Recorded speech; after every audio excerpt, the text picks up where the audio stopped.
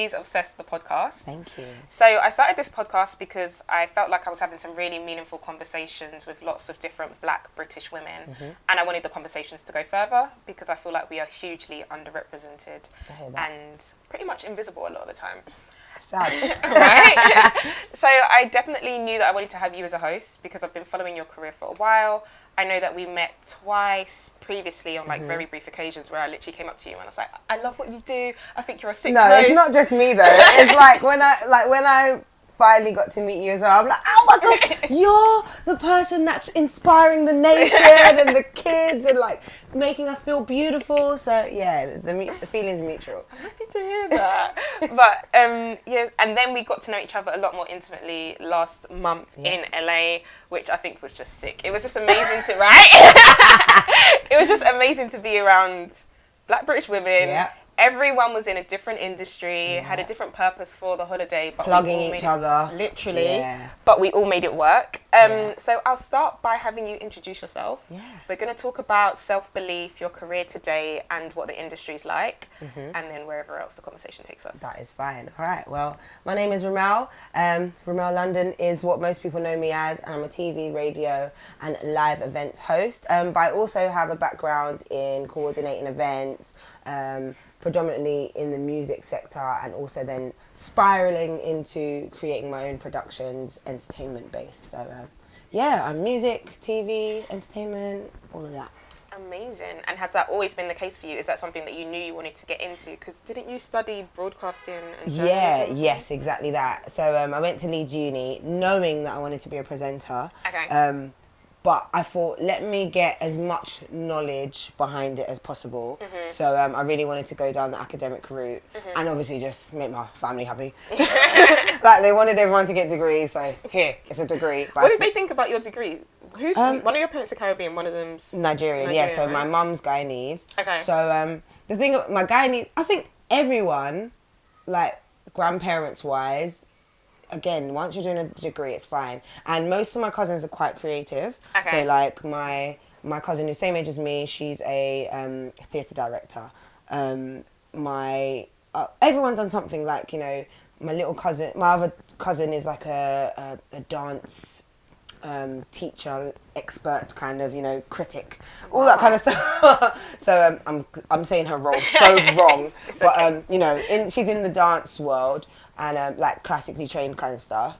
And then again, we've got psychologists, we've got media, we've got, you know, my little cousin was a cheerleader for years. Like everyone's like really like found their niche doing art or something. So my grandparents kind of on both sides kind of accepted like these kids are doing whatever they want, but they're getting the academics behind it. Yeah. Everyone's going to uni, but they're still following their passion.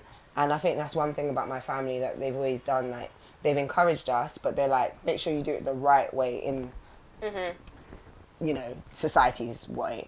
Yeah. But you know, but still enjoy yourself, kind of thing. So no one's really been hard on us to be doctor, lawyer, accountant. That's good. So it's been a good nurturing upbringing, but.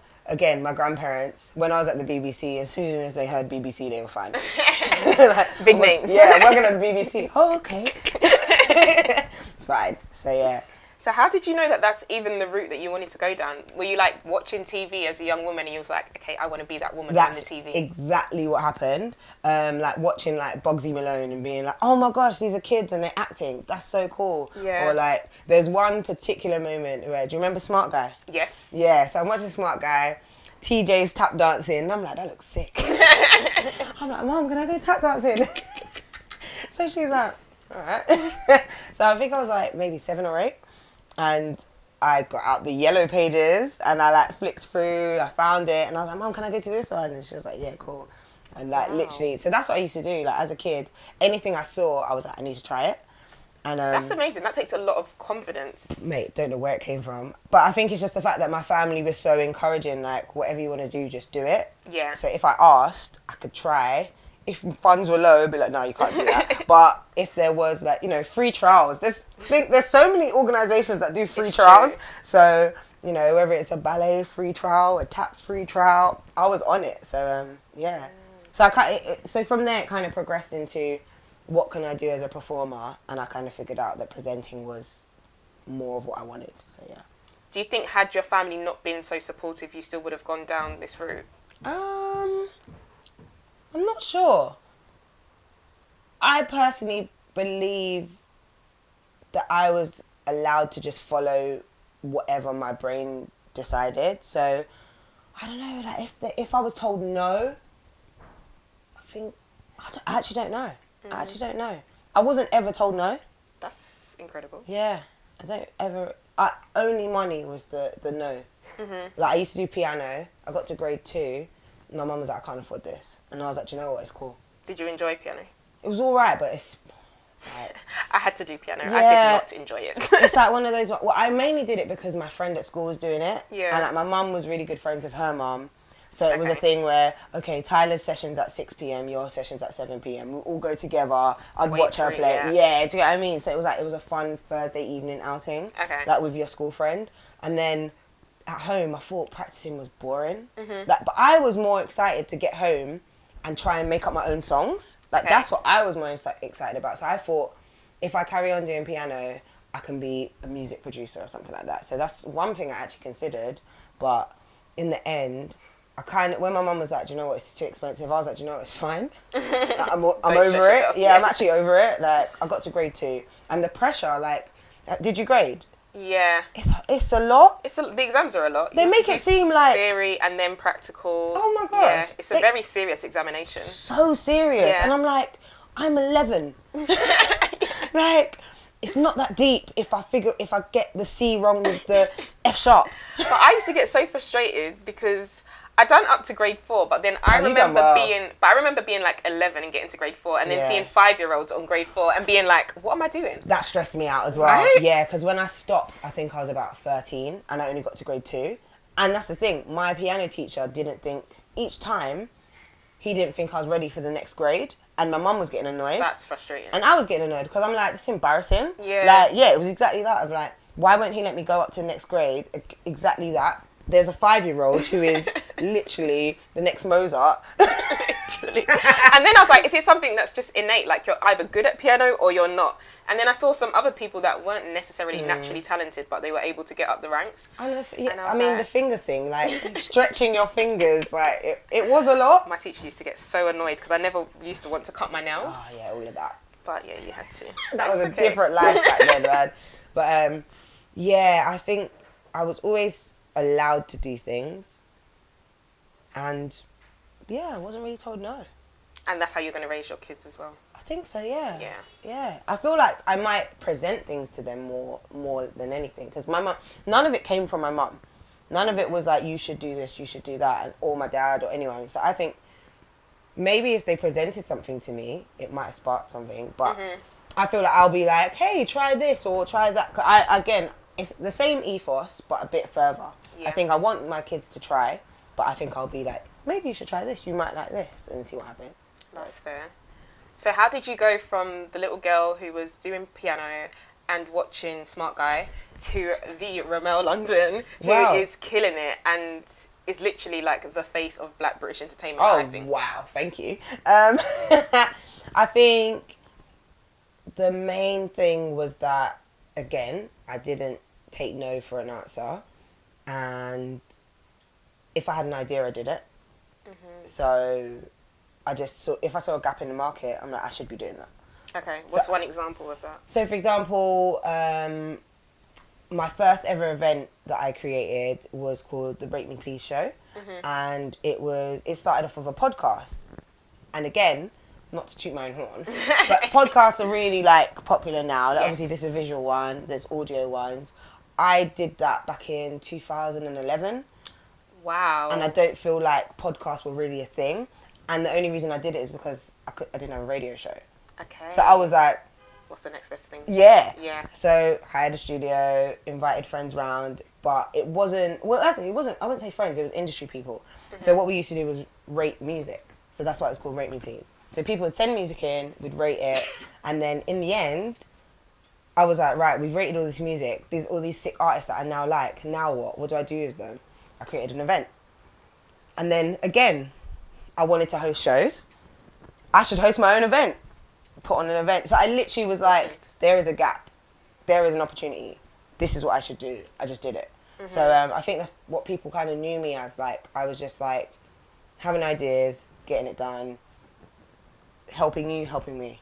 So, you know, music artists wanted a platform. So as well at the event, it was a networking event as well. So I used to invite like industry professionals like A&Rs, other artists, radio pluggers, radio DJs, and like again, loads of people networked at these events. And like, you know, and I'll never take credit for someone's success, but I do know that a lot of people have told me that they met someone at my event and it helped with X, Y, Z. So like, yeah. That is something to be proud of. Yeah, I do feel like, do you know what, I'm so glad I just did it. Like, you know, podcasts weren't a thing back then, and I just thought, meh. Would you ever bring it back, do you think? I wanted to, but again, I don't want to do it just because it's like the in thing now. Yeah. Like, I just really want to do it because I believe in it. And I tried it. I actually tried it 2 years ago. It was on Radar Radio. Oh my gosh. And I did it for like a month. And again, the reason, like, I did it because I just wanted to, but like the expectation is that you've got to have a certain amount of listeners and all that kind of stuff. I don't care about listeners and all that kind of stuff. I'm doing it because I want to do it. And again, it didn't get massive listenerships or all that kind of stuff. So I was like, I've done what I've done. Yeah. Move on. Like, I'm not really caught up on like, okay, get 100K. Like, if it gets 100 listens, that's fine. If it gets 50, that's fine. Like, I'm not really fussed about that. I just want to do my purpose and get it done. That's fair. Do you feel like, I feel like that's a very good attitude to have, like not being so concerned on the outcome or on the numbers. Do you ever feel like that makes you spread yourself thin or start too many things and not finish them? Or do you feel like you have an understanding of when a project is complete and it's time to move on? Yeah, I think each project has helped create another project. Because I saw the Rate Me Please show and the podcast run its course, like the Rate Me Please show also had open mic elements to it and live performance, so I used to book people on top as well. Okay. So, and I think around when that was happening, so it was 2013, 2014, every man and his wife and his dog was putting on events. Like literally every day there was a music event. And I'm like, no one cares about my event anymore. Not that no one cares, but they don't need me. Yeah. Do you know what I mean? Like, they actually don't need this event no more because they're getting booked for 5 other events that week. Why am I sweating to put on an event when you can go to 5 others? And maybe I want to go to the others. like, you know, not everything needs to be a competition. So, you know, I know when it's time for me to bow down.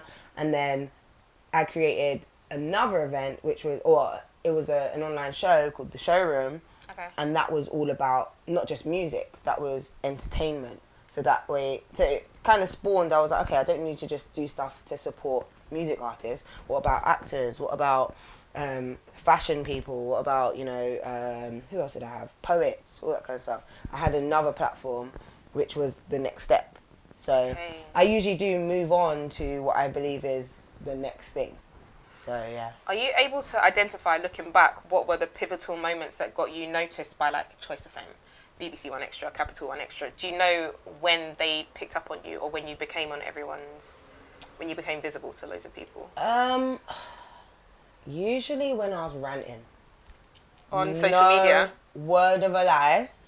Being the mouthy one can sometimes get you in the door.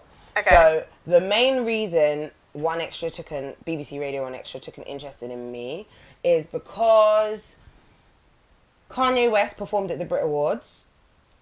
Stormzy, Skepta, all those people performed with him. And there was lots of comments about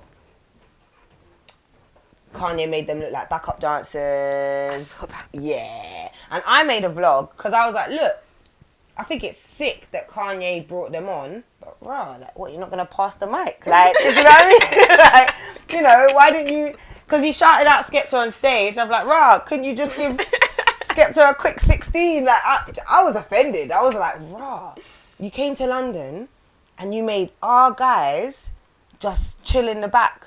Yeah. Like, everyone was like, yeah, but he let them on stage. Wow. That's the thing. That's exactly what you're saying that I didn't agree with. He let them on stage. Bruv, you're in my house. Yeah, literally. Like, you're in my ends, and you had to open the back door so I could come in the rave. Like, it's like, I saw it as, nah, this ain't on. So my vlog, I did a video vlog. And I was very reactive at the time. I used to do things like that night, post it, upload that night. Next morning, boom, views. Like, I used to do that all the time. And I remember people were getting at me. People just were so angry with me. Really? For speaking out on it. And they were like, you should appreciate Kanye and da-da-da-da-da. Kanye's a god and da-da-da. I'm like... The same Kanye? Imagine. Imagine. So, One Extra were like, oh, can you do a quick feature with Charlie Sloth? He wants to, ask you your views, why were you so upset and da-da-da. So I did a quick feature. So I guess a few producers knew who I was, and then from there, I started building relationships with the producers in there, and then there was opportunities to pilot and all that kind of stuff. So that sometimes just putting your opinion out there and being a creative and being honest is really... I mean, now we've got loads of people on Twitter and Instagram like, well, I think... I'm not really one for opinions. Like, I just think if you're passionate about something, speak out on it. But don't just be like, well, I think because of you. Like, no. Say something that you know. Speak on what you know, innit? Like, I don't really, like, follow the loudmouth people and all that kind of stuff. Some of them I think are cool, like, cool people. But, like, there's some people I actually don't follow because I don't agree with your views. But when I see you, I think you're a lovely person. Mm-hmm. But we're just in an age where that's what it's all about, and I think everyone realised that if you speak, you'll get opportunities. You'll be on Good Morning Britain. You'll be on... I'm not here for that. Yeah. I'm going to say my piece. I'm going to move on. And, but yeah, I weren't controversial on purpose. Okay. I really wasn't. And you weren't doing it for views, clicks, At likes? all. I was shocked. I remember that Skepta video has like 50,000 views now or something like that. Obviously, it was a few years ago. But at the time, I think it got like 20k in the night.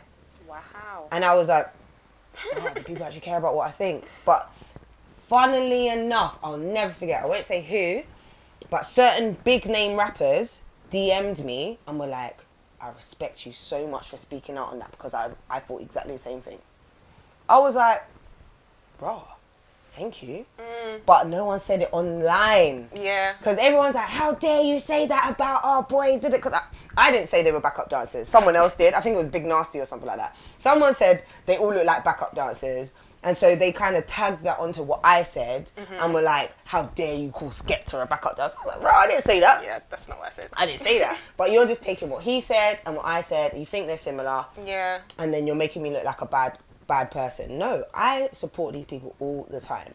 That's why I was upset that Kanye was like, hey, come and dance behind me while I rap. I was offended. So, yeah, it's funny how speaking your mind can earn you respect. Yeah. And can open doors. So, only if you speak your mind in the right way, though. Yeah, and you're authentic about it. Yeah. Don't just jump on bandwagons. Don't be Black Lives Matter if you don't even care. For real. Yeah. So you mentioned not agreeing with someone's views, but understanding that they're a nice person and greeting them in person. What are your thoughts on separating the artist from their art, especially in the current day where R. Kelly documentary just came out, Michael Jackson documentary came out? What's your views on being able to separate the two? First of all, I haven't watched any of these documentaries. Really? The R. Kelly one, I felt like the stuff alone I was seeing people talk about on Twitter was enough for me. I'm like, wow, this is... And usually I'm not like that. Usually I'm like, I'll be the judge of this. But I was like, do you know what? Nah, this is too far left to me. Like, it's actually too much. And again, same with the Michael thing. I probably will watch the Michael one because we've been there before. And we've been through it. But I don't know. I do feel like it stops me wanting to listen to their music. Like, tell you what, the radio station, I'll be on it, Capital Extra, they accidentally played an R. Kelly song not long ago. And I actually called up the producers and I was like, what is going on? I was like, no, I don't agree with this. And they were like, yeah, we know, sorry. They were like, no, it was actually a system error. Like, it wasn't, like, we didn't mean to, like, piss people off. Yeah. And I was like, okay, because, you know, I have to speak out on this. Yeah. Like, I actually don't agree with you lot. If you lot continue, obviously I'm not going to be like, I'm walking out. But, I mean, this is my job. But it made me wonder. It made me think, oh my gosh, would I storm out if my station was promoting? But that's why I had to call straight away, just to be clear. Are we supporting R. Kelly or not? And they were like, no, we're not. And I'm like, okay. See you on Saturday. So what happens? Like, you might not be able to answer this, but do you guys get emails like, FYI, you are not allowed to play any Michael Jackson, any R. Kelly? It's too That's hot happened right in the past, and I've heard it's happened on numerous stations in existence. Like, that is a thing. Like, if there's a big scandal, an artist will be deleted from the system. Like, it can happen, but I mean, this is the first time we've really come across something like this of its nature, especially in like the R&B, like hip urban world. So, I mean, even gigs back in the day, he wasn't allowed to be played on Radio 1. Oh, really? Yeah, like they really didn't like gigs back in the day. Gigs was blacklisted for years, like years, because they thought he was gang affiliated. Okay. So he never used to be allowed to play on like Radio 1 or anything like that until a few years later. I think Westwood was like, no, this is my friend. He's a good guy. He makes good rap. And then obviously now his success has been like amazing. So obviously every station plays him if they want to. But there's definitely been times if you're affiliated, and you know, there's been a couple of artists who have had court cases, and when it's a court case, you're off the playlist. Wow, so it can literally directly hinder your career. Oh yeah, 100%. 100%. If you've got a bad reputation. 100%. That's crazy. So yeah, I mean, it's made me think a few times like, where do I stand? But if I can speak out on something, or if I can affect change, like I'm not going to be the one to be like, hey guys, today I made sure that Capital Extra weren't going to break that. I'm not that person. Like, I'm not trying to just get clout. Like, if I can have a private word and be like, hi guys, I'd really appreciate if you didn't play R. Kelly, and is this something you can discuss within the higher beings in the building, because it's something I'm really passionate about, I will do that. But yeah, so far so good. I haven't had to like take a stand publicly for anything. So actually, tell a lie, I have. When I left Link Up TV, I worked with them for quite a few years, and I actually had to publicly apologise for a video that went up because I didn't agree with the views. And within the team, they just saw it as an expression of music. For me, I didn't see it as an expression of music. I saw it as we are supporting crimes. And I actually had to do like a public apology for my own sanity, because I didn't agree with it. And I think we're in a weird time where expression is getting really confused with, like, you know, freedom of speech, or, you know, I didn't really stab him 15 times. I just said I did. Yeah, like, really, bro? Yeah. Really? So what's your experience being like? Because you work around a lot of men. I've seen you operate in spaces, and I think you navigate the space extremely well. Thank you. But what's it been like for you being, one, a woman in a male-dominated sea, and two, what's it been like being a black woman in those spaces as well, especially in the entertainment industry, which has some very interesting ideals? It honestly depends where you work. Okay. And it depends who you work with as well. I think, me personally, again, not tooting my own horn, but I'm quite dominant. So if I'm working in a situation and you give me the power to manage a situation, I will manage the hell out of it. So a lot of the times I'm given roles to be a producer or a project manager, and I'm overseen by a male who may be the boss or the owner of the organisation, but they will give me a lot of the power. Okay. So they'll be like, oh, I need you to do this for me. And I'll be like, cool, I'll sort it out. I'll get the necessary team. I've built many teams before. So I feel like a lot of men have put trust in me to get the job done, which I appreciate. And I think that's because of just the way I handle things. Yeah. So maybe it's the way I speak. I mean, I will say this myself. I can make a really good email. So, you know, I mean, I've had to fire people. I've had to hire people. I've had to do all kinds of stuff because the man didn't want to. Like, that's happened a lot. But I've also found that people think you're sleeping with the boss. People think that you are their personal secretary. Crazy. I've had people call me. So when I used to work at Link Up TV, Rashid is the CEO, and, you know, people know that I work with him. I've had people call me at 10 p.m. Yeah, I'm trying to get through to Rashid. I'm like... So why are you calling me? I'm in bed next to my boyfriend. Why are you calling me, asking me for a next man? I don't know where he is. I don't know why you're calling me. But like, I don't know, like people always think that you are closer to the male if you work, like they think that, I don't know I don't know why you think I'm so close to him, or obviously if we are friends, great, but I don't know why you think I am gonna be able to help you or all that kind of, I don't know. And there's been times that, again, my boyfriend is a music producer and he also engineers, so he's quite involved in the music scene as well, and there's been times where he's overheard people talk about me in a very way, like, oh yeah, just holler at that link up girl, she'll sort it. Excuse me? Yeah, and he'll be like, they don't know, innit? Not everyone knows. And he was like, yeah, just talk to her, call her up, and da da da da. Like, people think they can like finesse a girl to get something what they want. Okay. Like, it's very interesting. It's very interesting, and obviously because I have insiders everywhere, so I can find out what people think. And like, you know, for a long time, people always thought like, you know, me and Rashid or me and other male colleagues are definitely, they're definitely dating. Of course, I'm not dating them. We work together, but that's always the assumption: a woman and a male can't work together. And are there women in leadership roles, or is it literally a male-dominated? Is it as male-dominated as it seems? I think a lot of males have caught on that women are great leaders and managers. Yeah. So they will hire women to do the job for them, but not necessarily the woman isn't the owner or anything like that. Do you get what I mean? So that's what I've always noticed a lot. Like in record labels, all that kind of stuff, the go-to, so the man is the boss, but the go-to is the woman. Yeah, I think that's pretty consistent across the industries as well, though, which is really sad. So they know we can get it done, but they want the glory, they want the shine. Oh my gosh, your business is booming. Thanks.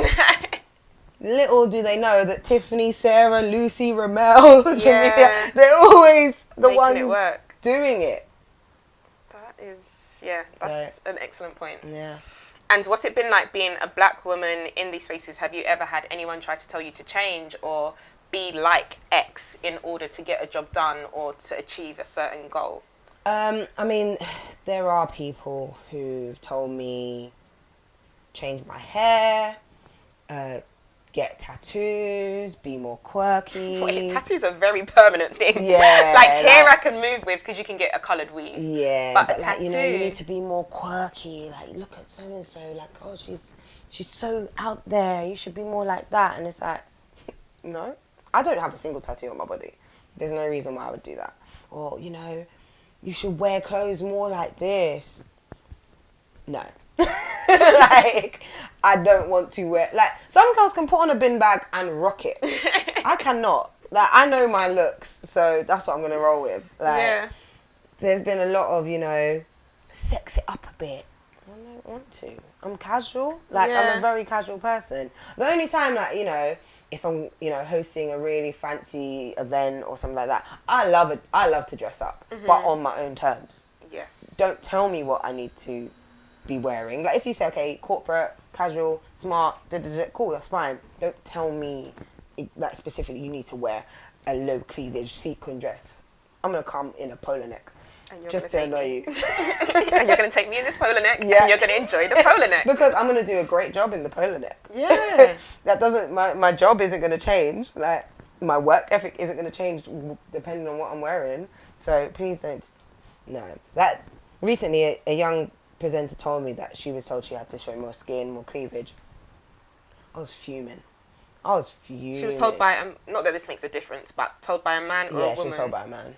A man told her that she needs to... Yeah, if you want to get more work, you know, show a little bit of chest. I'm sorry, what? But that's the thing. Again, you're going to get hired by a male more than likely. He might like the look of you. You're more likely to get a role. You know, it's that whole Me Too experience. Right, which I definitely want to talk about. But before we move there, do you feel like you ever missed out on any opportunities because you said, no, I'm not doing that? Like, I'm coming in my polo neck and you're going to enjoy the polo neck. Funny story. Okay, it's not so much the same thing, yeah? But literally, I met someone a couple of months ago, strictly business. He works in... I was hosting an event. He was like, oh, so you do this full time? I'm like, yeah. He's like, oh, great, man. Oh, we should exchange details. He was from America. I'm like, sick. Okay, cool. I really want to do stuff in America. If he does big shows, that'd be great. Cool. I'm pretty sure I gave him my email. I might have given him my number. But next thing I know, I'm getting WhatsApps like, yo, how are you? I'm like, who that? yeah, like, you know, no name. I'm like, oh, hi, who's this? Oh, that guy you met at the concert. I'm like, oh, okay. He's like, oh, how's your day going? I'm like, rah, this isn't, you know, you're like, what's all this chit chat about? Yeah. Like, yeah. okay, cool, well, take care. Oh, like, I'm going to be in London soon. We should meet up. What for? This guy offered me tickets to Drake. Did you tweet about this yesterday? I tweeted about it today. This guy offered me tickets to Drake. And he said, oh, yeah, just let me know what day you're going to come. Oh, you're going to come with your boyfriend? So he was trying to ask in a subtle way. And I was like, I might do. And he's like, oh, so you do have a boyfriend? I'm like, wow. Are you trying to catch me out or something? Yes, I do have a boyfriend. He was like, oh, okay. Oh, I thought you would have come with one of your girls or something. I'm like, wow, so... Is this a date? These tickets, yeah? Like, no mention of the concert's gone. Did I go? No. The whole talk of tickets cancelled. Do women have mentors within this space? Because I know, like, if you're into, I don't know, if you're starting your own business and everyone's like, yes, make sure you get yourself a mentor, make sure you get yourself... Is it the same in the music industry? Do women have other women that they can connect with to help lead the way? Yeah. Or is it literally like every man for himself, I just got to find out through experience? I think I've never personally had a mentor. I've had people that I've gone up to and asked advice and, like, you know, but I don't think mentors are great. But I think just my personality is I can't just cling on to one person. I've never been one to, like, have a long... Like, I've got really close friends, but I don't really say that's my best friend or that kind of stuff. So with a mentor, I've got really close people that I look up to, but it's not like, that's my mentor. Like, I don't have one person that I really, like, keep going back to. Yeah. I'll get advice from multiple people. Which is good. But I do think if you can get a mentor, someone that you can really confide in, do it. I personally don't offer mentor services, but I always have coffees, I always have chats, like, you know, you can message me, you can call me. I always say, like, I'm always here to look out for other women, because I just feel like I would have liked that. I would have appreciated a call, someone that I can message, so why not do that for someone else? Who's a woman that you can look to and be like, do you know what, because she did, I now can? I guess in the UK, like June Sarpong, Trisha, American wise, got obviously Oprah. Oprah showed me that you can take things like super international, and it doesn't just have to be... She showed me that being a TV presenter isn't just all it is, it's what else you do. Like, you know, be a I can't say it. Philanthropist. That's it. There we go. It's a hard word to say. I know. You know, set up charities, go to different countries and, like, build a school, like, properly. Just get some bricks and just chuck them together. You know, do something for young women, do something for young men. I feel like I love doing things for young people in general. I'm not really gender biased. Like, girls and guys, I want to see them all do well. So that's what I try to do outside as well. But yeah. Cool. And where do you see Black British culture going, and why do you think for so long we've been on the backseat? Honestly, I believe that the gatekeepers who were around in the 90s left. Because... Who's that? I don't know who they are. But remember we had, like, Desmond's, we had not the Cosby Show. Yeah. But even that, we that was broadcast here in the UK. Like, we had a lot of American content broadcast here, and then we also had our own British content. So Desmond's, The Real McCoy, Brothers and Sisters. There were, like, so many black shows on British TV in the 90s. True. And then they just went, shoo. So I feel like there were gatekeepers that maybe left to go to America or got fired, or I don't know, there must have been some reshuffles in the entertainment industry that went back to being white and only British content. Yeah. So there was a very quiet period where it was very, you know, even music, same thing. Like, we had, you know, a lot of black British music artists. I can't name any right now. But you know, in the 80s, 90s, like, you know, being a black singer was cool, and if you're British, it was cool too. And then something happened where I don't know, this country got whitewashed again. And now our generation is having to rebuild it. But luckily, we're getting really great content created, and I think online opened a lot of doors as well. So people are making things online, and the commissioners are like, actually, this is really good. It works. So we're getting more things on TV. Like when Venus versus Mars was on Living, that was a big deal. Like when that, you know, you've got Famalam now on BBC, you've got like Time Wasters on ITV2, and like, I recently hosted the screening for Time Wasters, and like the production team and like the commissioners at ITV were like, yes, we actually want more comedy, we want more black comedy. And I'm like, come on, this is sick. So they're realising that, you know, the demand is there. Yeah, black British voices are here and we're ready and we're just waiting to be picked up. So I hope it spreads more in terms of content. So we spoke about your confidence getting knocked through past experiences. So you decided sometimes to not speak up when you felt like you sometimes should. Yeah. Purely based on not feeling like you would get the backing and just not being confident enough to do so. What are some things that you do today as Remel London today to help boost your confidence and just give you the extra push to be like, yeah, I'm going to start this and it's going to work and you're going to take me seriously? Oh, I mean, it's a weird one because I still feel like I'm on a pursuit of like happiness and like finding my confidence. And I'll be honest, I stopped relying on other people and I stopped having expectations of what I think the scene owes me. I can't wait to tweet that. Because important. They don't know you nothing. No one. I literally said the same thing yesterday. Someone asked me, I don't know, they asked me something about a mentor, like how nice of me to bring them a gift when I was meeting them. I was like, no, but I don't think you understand. They have a business to run and they gave up 20 minutes of their time to speak to me. That's why I have to bring them something, because they don't owe me anything. At all. And I think that's something that our generation gets quite wrong a lot of the time. Like, we feel like people owe us stuff. We are full of people that are so entitled. Yeah. And like, I don't feel like I've ever been entitled, but I feel like I was let down because I thought, oh, I've been working in the scene for 2 years. Of course they'll help me. I've been working in the scene for 5 years. Of course they'll help me. No, it means nothing. Like, everyone's hustling as much as you are. Yeah. And like, you know, if you can help each other, great, but they don't have to. And, you know, even recently, I was talking to another presenter about, you know, people getting jobs ahead of me and they maybe just being new to the scene. And they were like, doesn't that piss you off? And I'm like, no, I'm over it now. I don't expect to be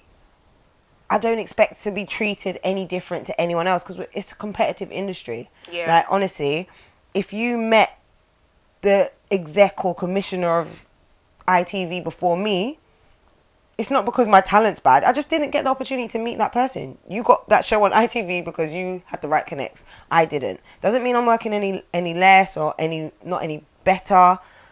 It just is how it is. Like, you know, I can't expect my time and effort to be celebrated the way I want it to. So I'm just grateful for what I've achieved, and I'm still working, and I'm still going to network. I'm still going to work at stuff. Yeah. But again, it's not having tunnel vision. I mean, you've got to have tunnel vision, not looking at other people, not comparison. You know, you've just got to be like, this is my journey. Do the best that you can, and don't be you can't be offended. Yeah. You honestly can't take anything personal in this industry. If they ignored your email, literally, they probably were doing something. Do you know what I mean? Exactly like, what I said yesterday. Yeah. I said if they didn't respond to your email, it's probably because they actually are running the business and they're actually busy. It's nothing to do with you. It's not like, ha ha ha, I ignored Remel's email and I'm going to reply to the other 10 girls that could have been the present. No, they might have not responded to anything that day. Yeah. I know how it is. I literally opened my emails today and like, I see emails from last week that are just chilling and I'm like, oh my. Because sometimes you mentally respond to things, and I do it all the time on WhatsApp and iMessage. I am the worst. Honestly. I'll have a conversation with myself because in my mind I've already responded to what you said. And then it's not till I get a text like, hello, and I'm like, oh. I'm so sorry. I swear I replied. Like, so, you know, just don't be too offended, and self-belief, just believe that you are doing the best that you can, and just keep on enjoy what you do. I think that will build confidence a lot of the time, because if you keep on doubting yourself, I started writing a gratitude diary, and that's helped me so much, like so much. Like at the end of the day, I'm just like, wow, this is a great day, because it could be as simple as I managed to get the car space I wanted. Like simple things. Just like, today was a good day. Even this morning, I woke up and I was like, I didn't have to rush anywhere. I took my time getting ready. Like that, for me, that was an achievement, because recently I felt so busy. I haven't had time to even think. This morning I was really happy that I actually had time. Okay, I'm going to see the girls. Gonna have a nice chat.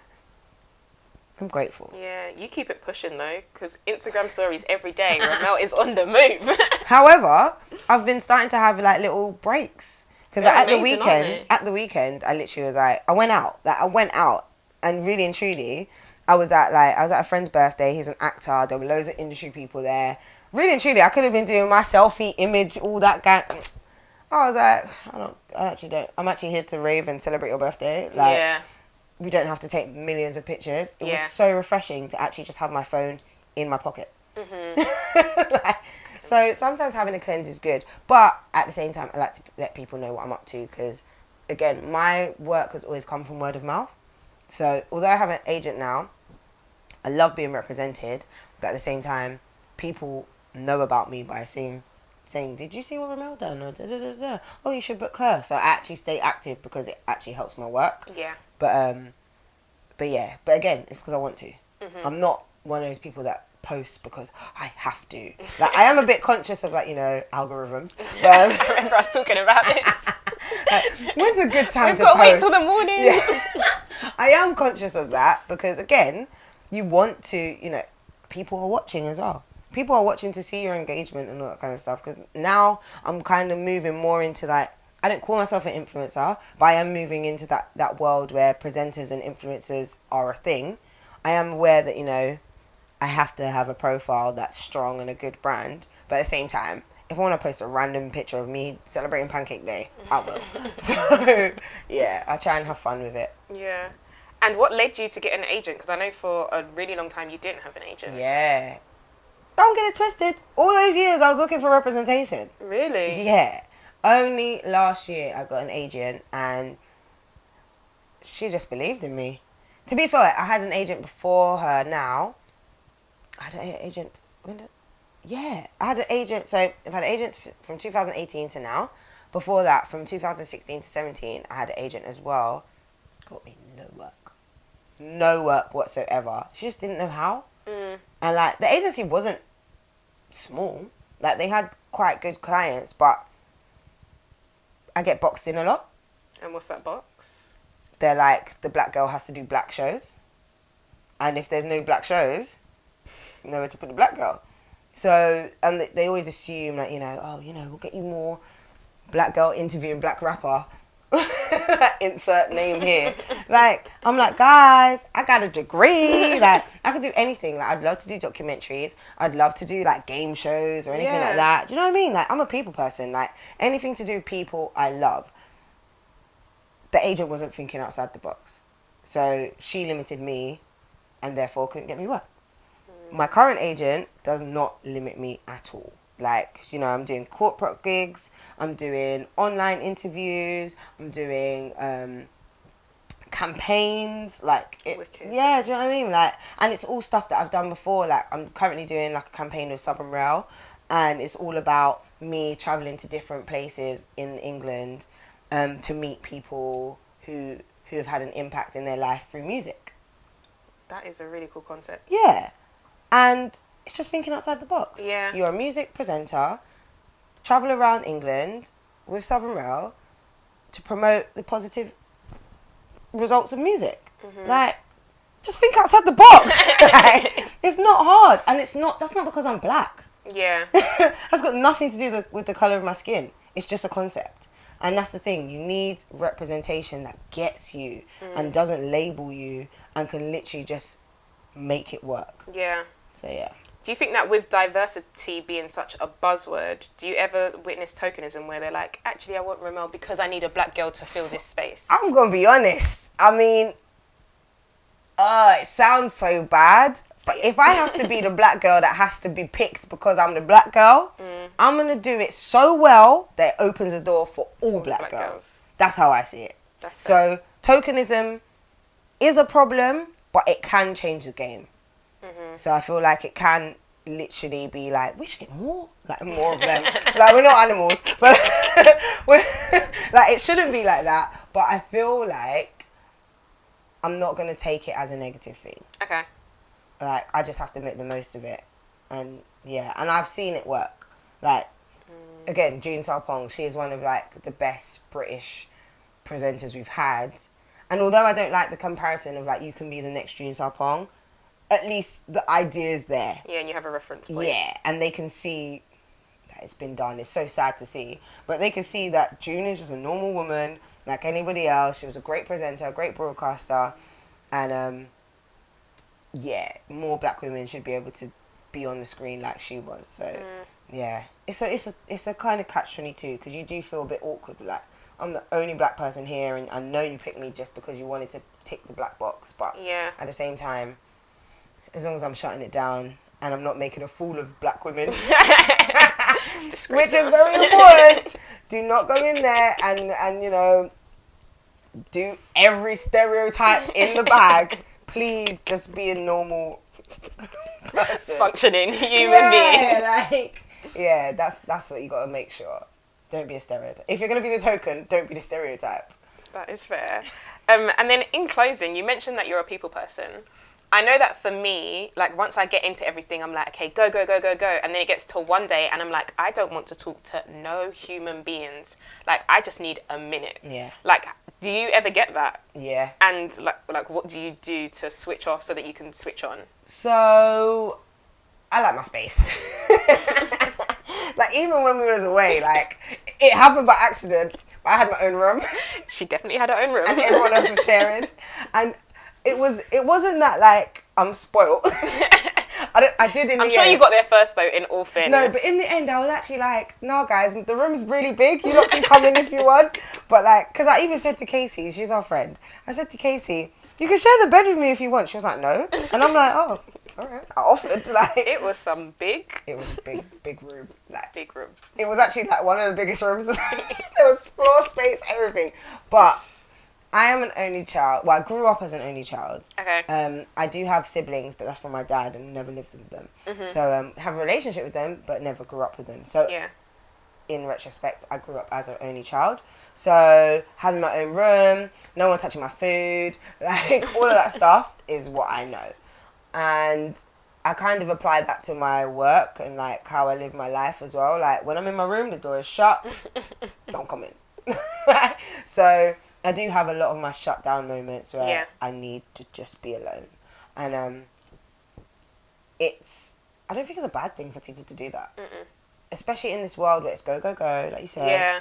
Social media, you're looking at, like, you know, there was a couple months back where I just booked a hotel in a, like, spa and turned off my phone for the weekend. I felt bad. I felt really bad because, like, I'd been ill. I'd been travelling for work. Then I got really ill and it made me depressed. And I was like, I need to go away. And sorry to say, my boyfriend's not coming with me.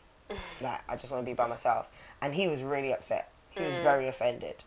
And to this day, he still doesn't understand why I did that. But I had to. Yeah. For my own sanity, I had to do that. And I came back. So that was like Saturday after radio. I was there Saturday night, Sunday all day, and then came back to London. It was like literally a little bit outside London. Came back to London on the Monday. I was like, I can face the world again. Literally little things weren't bothering me anymore. Because like before, someone honking their horn in their car. Trigger. Yeah. Now I'm like, oh, okay, I'm back. Yeah. You need to get away sometime. Like, turn off your phone, have a moment, read, go to a sauna, have a spa day. You need to do it. So this year I've been implementing that a lot more. Like booking massages, booking holidays in advance.